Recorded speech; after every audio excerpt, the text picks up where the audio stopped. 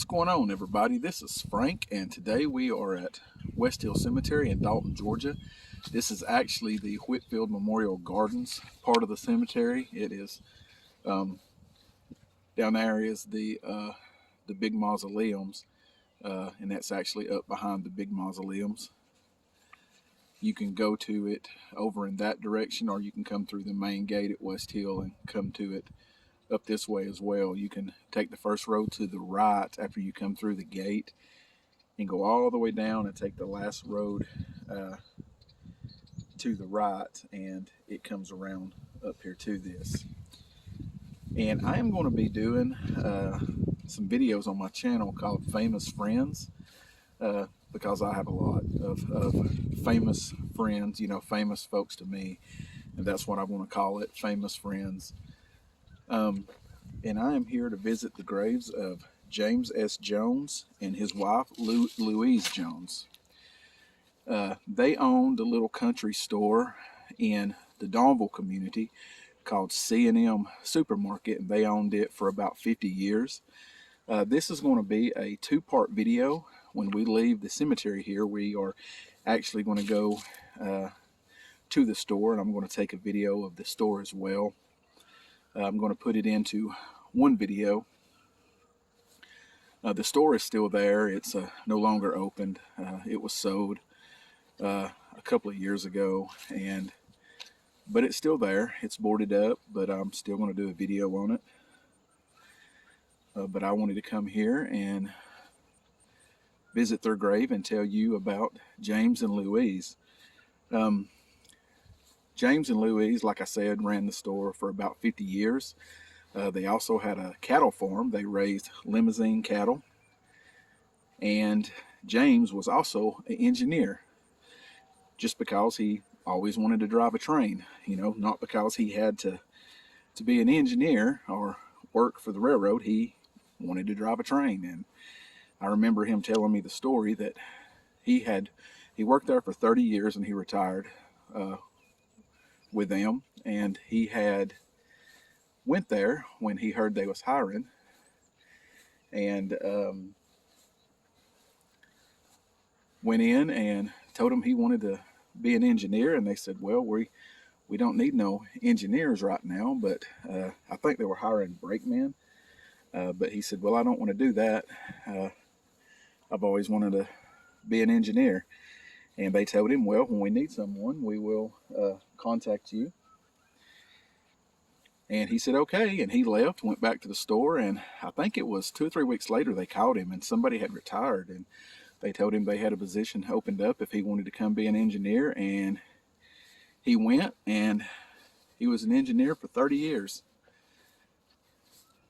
And I remember him telling stories of, you know, because we all wonder, you know, people driving a train, you know, they get to go and see places that we don't get to see, you know, where the train goes. And he always talked about seeing big deer and bear, you know, in those areas of the woods and the fields that, you know, folks couldn't get to see every day.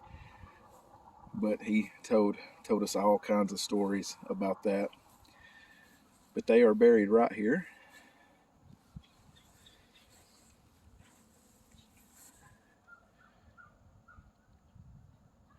And James was in the U.S. Army Air Forces as well. Thank you for your service, sir.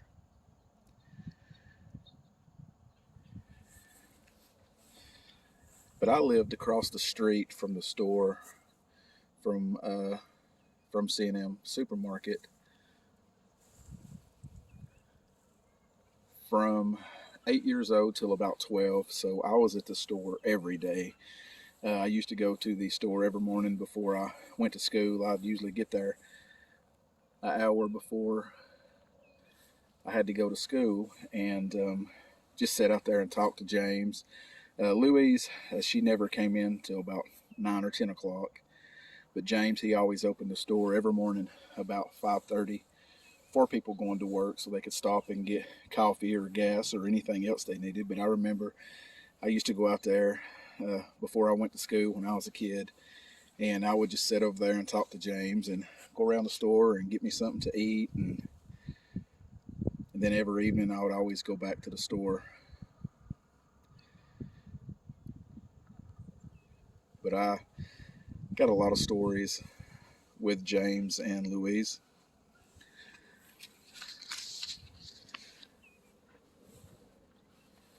One story I got, when I come over here,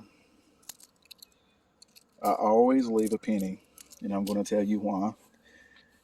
I've left pennies before, but it looks like somebody has got them. I guess, I don't know. I don't know who would get them, but the reason I leave a penny is because I remember going in the store when I was a kid and make a purchase, and the purchase would be $3.01 or $3.02, and I'd give Louise $4, and she'd always say, "Do you have a penny or 2 cents or whatever the change was?"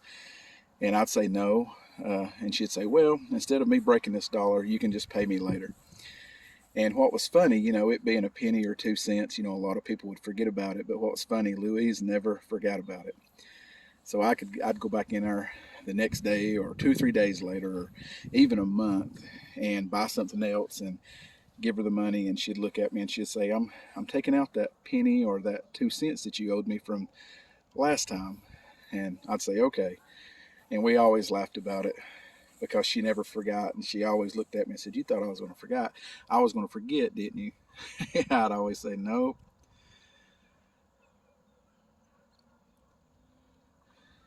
So now when I come over here and visit her grave, I always leave a penny on her grave. I remember going to the cattle auction with James a couple of times. And one time I was at the store, and he come in and he said, "Do you want to ride to the farm with me?" He said, "My bull's out." Somebody had called him and told him that his bull was out. And I said, "Yeah, I'll go." And we got in the car and headed down that way.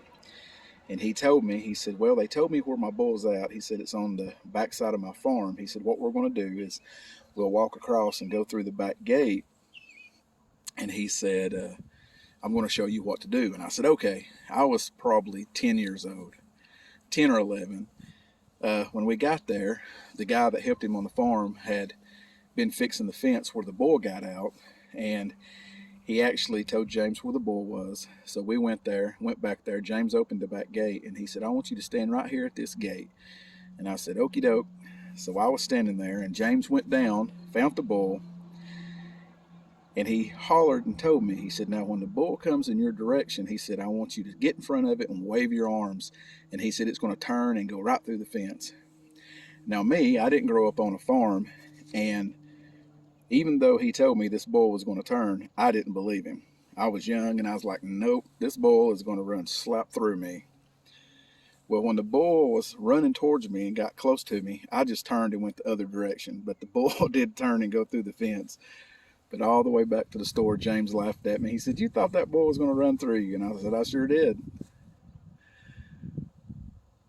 But I have so many stories from James and Louise. I mean, they were always nice and good to the kids. They used to hand out little bags of candy to the kids, and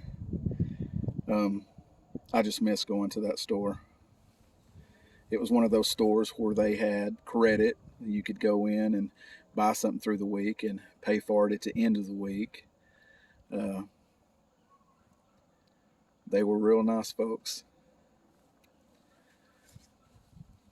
James Jones, he was born July 23rd, 1927, and he passed away February 1st, 1999. He came into the store. He had been having headaches for a while, and he would come into the store sometimes, and he would be sitting in the store up front and just have his head down to sleep because he started having headaches. And he went to the doctor, and they sent him to Atlanta, and they had found a blood clot, and they did surgery, and during surgery the blood clot moved, and he went into a coma. And he never did I can't remember if he came out of the coma. I think he did, and he was talking a little bit, but I can't remember for sure. But he passed away February 1st, 1999. And the store closed not too long after that. And Louise, she was born March 8th, 1929, and she passed away November 29th, 2018. And they ran C&M Supermarket for 50 years. And I want to read something that was in her obituary, and you can actually get online and look up her obituary and you can see it. It says, in honor of Louise, the family asks that friends attend her service and remember her amazing life, and that you all promptly return to work, because a person that won't work isn't worth 2 cents.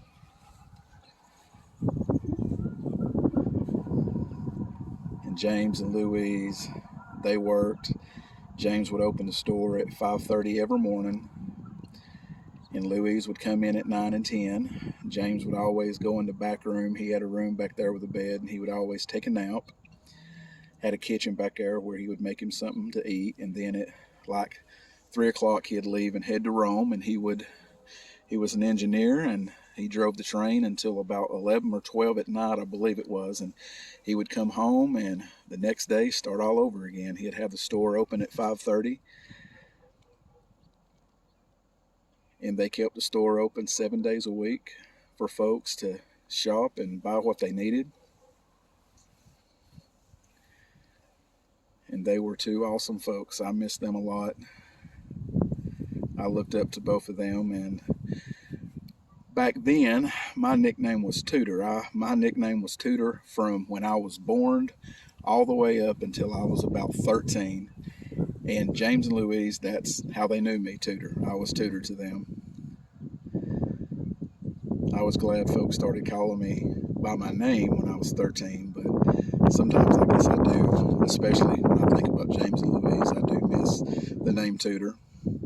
I have no idea why my dad started calling me that, but he actually tried to name me that, and the nurse said, "You are not naming that baby Tudor." And I am so thankful that that nurse said that. But I wanted to show y'all James and Louise's grave. Famous friends to me, and I'm going to leave here, and I am going to go to the store and show y'all where C&M Supermarket used to be. We want to invite everyone to the channel, Tours and Tales. Thank y'all for watching. God bless. What's going on, everybody? Now we are at the old C&M Supermarket. This is where James and Louise had their store for 50 years. It is still here.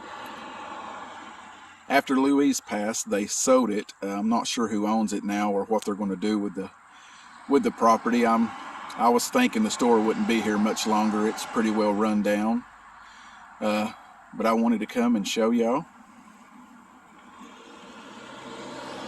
Right here where the white's at, that used to be the sign. Used to be a sign hanging there, and it had C&M Supermarket painted on it. And right there's where the gas pumps used to be. I remember the last time that I filled my truck up there, it was 98 cents a gallon. I sure miss that. And right here used to be an ice cooler sitting in front of this window. And right over there, he'd always crack that door of a morning, and he'd pull out the air hose in case anybody wanted some air. And air was free back then. It's not no more at most places. And in that room there, he also had feed and salt blocks. He sold a lot of different things to farmers. A lot of traffic on this road. But right behind that window sat the Coke cooler, and then in front of the Coke cooler was candy, and then past the candy was cigars. And then under the candy, on the back side, he sold paint. And then all of the other shelves and stuff through the store was canned food, boxed food, different things. Right behind this window here was the ice cream cooler. And then in front of the ice cream cooler, it was more shelves. And then on top of that shelf, it was, I remember, gift wrap, tape. And he also had a little knife display stand. It had old timer knives in it and case knives that he sewed. And right behind, right through the door to the left was, well, actually, the door on the right here, that was the only one that you could go in. The one on the left was shut, and right behind it, blocking this door, was a shelf that had 2-liter Cokes on it. And then right past that was the counter. It had a counter on the right and left side. And then behind that counter, it had a little swinging door that you went in. And that was where the register and everything was at. And then in the middle of the store, had a section where he sold fishing equipment, had some hunting, different things like hunting equipment, had some orange vest and different things that he sewed. You could buy 22 shells in there as well. BBs, I mean, you name it. If he didn't have it, he would do his best to get it. He had many different suppliers, and he would call his suppliers if he was looking for something. Just had regular window unit, air conditioned units. You went through that door right there to the left, and that was where the vegetables was. And then there was a counter there where he sliced bologna and ham and cheese. And then you could buy it packaged as well if you didn't want it sliced. But now this room back here, this was a kitchen where they made food, for themselves while they was at the store. And he also had a bed back in there and a bathroom, because he had always taken a nap during the day before he headed to Rome for his engineer job. Right here was, he had some metal drums where he burnt garbage. And right back there, that little shed, he used to sell bales of hay. And that's where he kept his bales of hay. But I just wanted to show everybody the old country store, and they ran this store for 50 years. Back when they started this store, these roads through here were all dirt. And right over there at that first power pole, there's a driveway that goes back in there, and I lived over there from when I was 8 until I was about 12. And I used to ride my bike over here every day and hang out with James. And I remember when I was in 5th and 6th grade, I used to help pump gas some when I was over here. But I stayed over here a lot when I was a kid. I came here every day. Even when I lived out there, I grew up out the road about 3 miles, and even then, before I went to school, we'd always stop here. Sometimes we'd get out here early and stay about an hour before I had to go to school, and just sitting in there talking. But it was just an old country store where everybody hung out.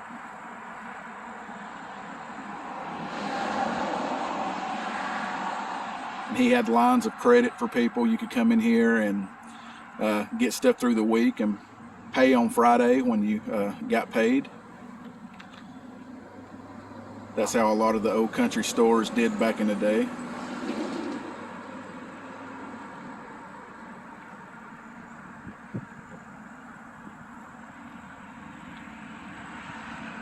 But I just wanted to show everybody the old store.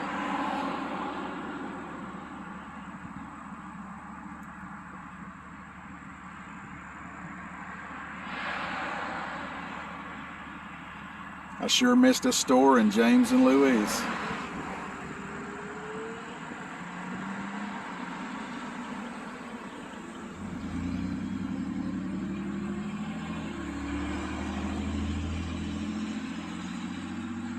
But if anyone remembers a C&M supermarket in the Dawnville community in Dalton, Georgia, comment below.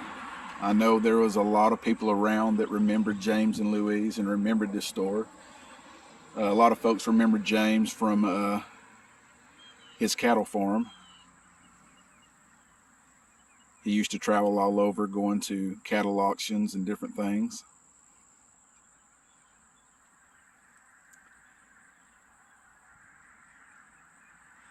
But if you like this kind of content, come along with us. We have many other places to go. And I want to thank y'all for watching. God bless.